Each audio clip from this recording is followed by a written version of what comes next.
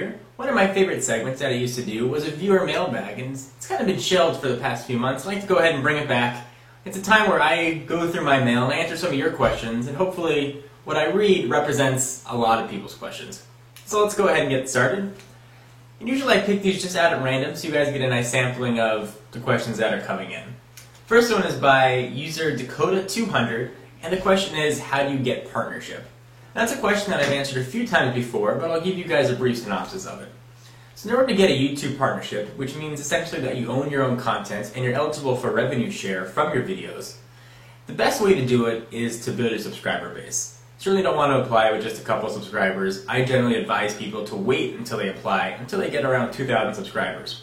Your results are going to vary. There are some partners that have less and certainly many that have more, but I think 2,000 is a really nice number. It's hard to get there.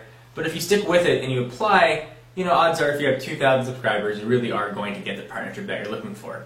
Make sure all your videos have unique content. Don't use any copyrighted material, first off.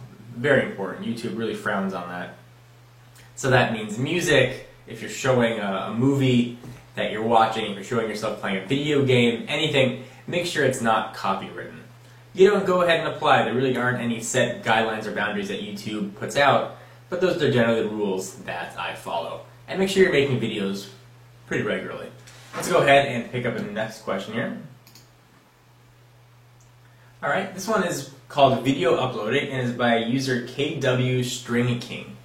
Hey John, I was wondering how long it usually takes you to upload a movie in HD and how long to do it directly to YouTube. I have problems uploading lately. Please reply ASAP.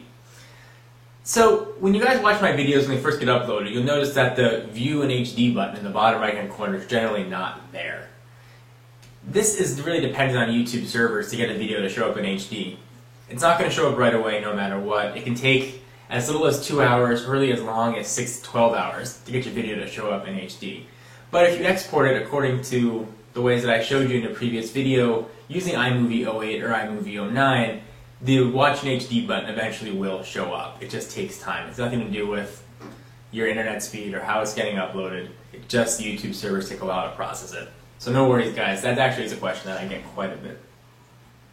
Let's go ahead and pick one from another page here. Alright, this one is by Matt Kid. Question is titled iPod Touch. Hi. I was wondering if you don't have Wi-Fi, can you connect to the internet through the iPod connector cable? Can you send me a reply back? Thanks. Well, I think what he's asking is if you take the connection cable from your iPod Touch and plug it into USB, if you can use your computer's internet connection to get internet on your iPod Touch. And the answer to that is an astounding no. The only way to get internet on your iPod Touch is through Wi-Fi. That's a very nice and simple question. Alright, this one is by Fame Films, F-A-A-M-E. I was wondering what type of program you use to edit your films.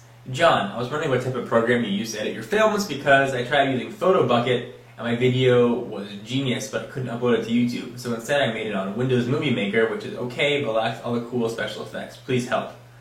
Well, it sounds like your first problem is that you're using Windows to edit your videos. Windows has a lot of really good video editing programs, some made by Adobe. But personally, I use iMovie 09, I was using iMovie 08 and iMovie HD before that, but I do all my editing in Apple's iMovie suite. It really just makes uploading to YouTube, editing your videos really nice and easy. So, unfortunately, iMovie is not available on a PC, so you're going to be stuck with Windows Movie Maker if you don't want to buy any additional software. So let's go ahead and pick one more here. Should I get a case for my aluminum MacBook? Hey John, this is from user Between. I purchased a MacBook yesterday and I'm wondering how well your case, the aluminum casing, is holding up. Do you think I really need to go out and purchase a case, spec, hard case, or sleeve for it?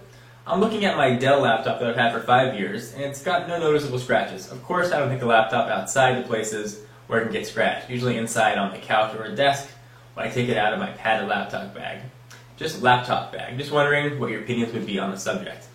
I carry my 13-inch aluminum MacBook in an in-case sleeve everywhere I go. Your Dell probably didn't get that scratch because it's plastic. The aluminum is definitely prone to scratching. I highly recommend picking up just a neoprene sleeve throw it in, carry it with you, and really you'll be all set. It's a nice thing. You can, if you're outside, you can put the MacBook on top of it so the bottom of it won't get dirty. And just a really nice thing to have, and they're relatively inexpensive. You can find them from your Apple Store or online, anywhere from 20 to 30 bucks. Really just a nice, inexpensive way to protect your investment. So let's go ahead and just pick one last one from a third page here. Alright, this is by user xCycleWordX, and it's called Macworld. Hey John, I just bought my first Mac and I was thinking of putting Mac Office on it. But when I, for example, put my Mac Word file on my external hard drive and pull it on Windows and open the Mac file on the Windows PC, well, this is P.S. Sorry, I'm not good at English. I apologize. So I think what he's asking is, if you use Word for Mac, can you open that file using Word for PC? And the answer is an astounding yes, absolutely, you 100% can. I do work cross-platform all the time with PCs and Macs without any difficulty at all. Word, PowerPoint, Excel will all work from Mac to PC and vice versa without any difficulty. Formatting will be the same. It saves in the same file extensions, so not a worry at all. Anyway guys, hope you enjoyed bringing back the viewer mailbag. I'm going to try and do this a little more regularly where I can answer your questions. Unfortunately, I get just too many emails to go through and answer each one individually, but I do read them all. So these are some of the ones that I thought would be most relevant to you guys. Hope you enjoyed. And for exclusive content, as I always mention, be sure to follow me on Twitter at twitter.com/John4Lakers, and I will see you guys in the next video. Also, as a quick side note, this is the first video being filmed with the new Sony camera.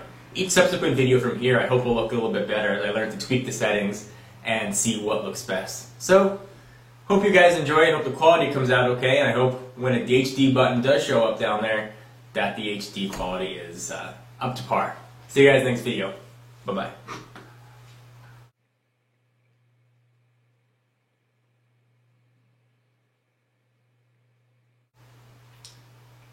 Okay, let's try this. Hey guys, John Rettinger here. One of my favorites... Hey guys, John Rettinger here. One of my favorite segments that I used to do was a reader...